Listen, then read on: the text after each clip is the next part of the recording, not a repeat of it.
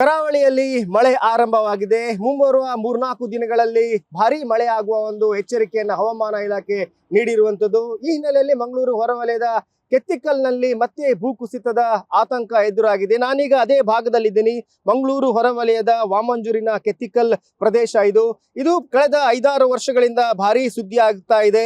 ಮಳೆಗಾಲದಲ್ಲಿ ಇಲ್ಲಿ ಭಾರಿ ಭೂಕುಸಿತ ಘಟನೆಗಳು ಸಂಭವಿಸಿದ ಹಿನ್ನೆಲೆಯಲ್ಲಿ ಸುದ್ದಿ ಆಗ್ತಾ ಇರುವಂತದ್ದು. ಮಂಗಳೂರು ಹೊರವಲಯದ ಈ ಭಾಗದ ಪಕ್ಕದಲ್ಲಿಯೇ ನ್ಯಾಷನಲ್ ಹೈವೇ 169 ಹಾದು ಹೋಗುತ್ತೆ. ಪ್ರತಿದಿನ ಇಲ್ಲಿ ಸಾವಿರಾರು ವಾಹನಗಳು ಈ ರಸ್ತೆಯಲ್ಲಿ ಸಾಗ್ತವೆ. ಮಂಗಳೂರು ಟು ಸೋಲಾಪುರ್ ಕನೆಕ್ಟ್ ಆಗುವಂತಹ ರಸ್ತೆ ಇದು. ಇಲ್ಲಿಂದ ಮಂಗಳೂರು, ಮೂಡುಬಿದ್ರೆ ಹಾಗೆ ಕಾರ್ಕಳದವರೆಗೆ ಇಲ್ಲಿಯ ಸ್ಥಳೀಯರು ರಸ್ತೆ ಮೂಲಕ ಹೋಗ್ತಾರೆ. ಸಾವಿರಾರು ವಾಹನಗಳು ಇಲ್ಲಿ ಹೋಗ್ತವೆ. ಇದೇ ಪಕ್ಕದಲ್ಲಿ ಭೂಕುಸಿತ ಆಗುವಂತಹ ಮತ್ತೆ ಆತಂಕ ಇರುವಂತದ್ದು. ನೋಡ್ಬೋದು, ಇದು ಈ ಒಂದು ರಸ್ತೆ ಪಕ್ಕದಲ್ಲೇ ಇರುವಂತಹ ಗುಡ್ಡ ಯಾವ ಸಂದರ್ಭದಲ್ಲೂ ಕುಸಿಯುವ ಒಂದು ಆತಂಕ ಇರುವಂತದ್ದು.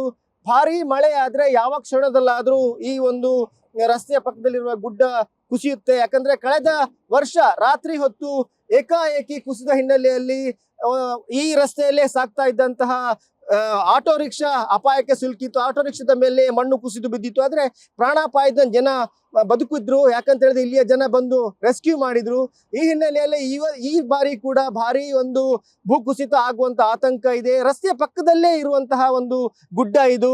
ಈ ಭಾಗದಲ್ಲಿ ಯಾವುದೇ ಮುನ್ನೆಚ್ಚರಿಕೆ ಕ್ರಮಗಳನ್ನ ಜಿಲ್ಲಾಡಳಿತ ಕೈಗೊಂಡಿಲ್ಲ.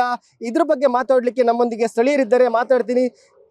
ಕಳೆದ ವರ್ಷ ಈ ಭಾಗದಲ್ಲಿ ಭಾರಿ ಭೂಕುಸಿತ ಆಗಿತ್ತು. ಯಾಕಂದ್ರೆ ಇಲ್ಲಿಂದ 100 ಮೀಟರ್ ದೂರದಲ್ಲಿಯೇ ಇನ್ನೊಂದು ಭೂಕುಸಿತದ ಪ್ರದೇಶದ ಅಲ್ಲಿ ಗ್ಯಾಬಿನ್ ವಾಲ್ಗಳನ್ನು ಹಾಕಿದ್ದಾರೆ. ಆದ್ರೆ ಈ ಭಾಗವನ್ನ ಹಾಗೆ ಬಿಟ್ಟಿರುವಂತದ್ದು. ಹೋದ್ಸಲ ಮಳೆಗಾಲದಲ್ಲಿ ರಾತ್ರಿ ಹೊತ್ತು ಏಕಾಏಕಿ ಮಳೆ ಬಂತು.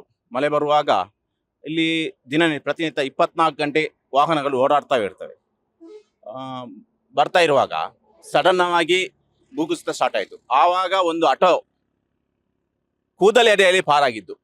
ಕೂದಲ್ ಏರಿಯಾ ಅಂದ್ರೆ ಅದರಲ್ಲಿ 2-3 ಜನ ಇದ್ರು. ಅವ್ರಿಗೆ ಸ್ವಲ್ಪ ಹಿಂದೆ ಕೂತ್ಕೊಂಡ್ರೆ ಸ್ವಲ್ಪ ಪೆಟ್ಟಾಗಿದೆ. ಅಂತ ಅಪಾಯ ಇಲ್ಲಿ ತುಂಬಾ ಇದೆ. ಆಗಿಂದ ಹೋದ ವರ್ಷ ಆದ್ರೂ ಇವತ್ತಿನ ತನಕ ಇಲ್ಲಿಗೆ ಇದನ್ನು ಸರಿ ಮಾಡುವ ಯಾವ ಅಧಿಕಾರಿಗಳು ಇದಕ್ಕೆ ಮನಸ್ಸು ಮಾಡಲ್ಲ. ಮತ್ತೆ ಇಲ್ಲಿ ಸ್ಟ್ರೀಟ್ ಲೈಟ್ ನೋಡಿ, ಇಲ್ಲಿ ಫುಲ್ ಕತ್ತಲೆ. ನೈಟ್ ಭೂಕುಸಿತ ಸ್ಟಾರ್ಟ್ ಆದ್ರೆ ಏನೂ ಕಾಣಲ್ಲ. ತುಂಬಾ ತೊಂದರೆ ಅಪಾಯ ಇದೆ.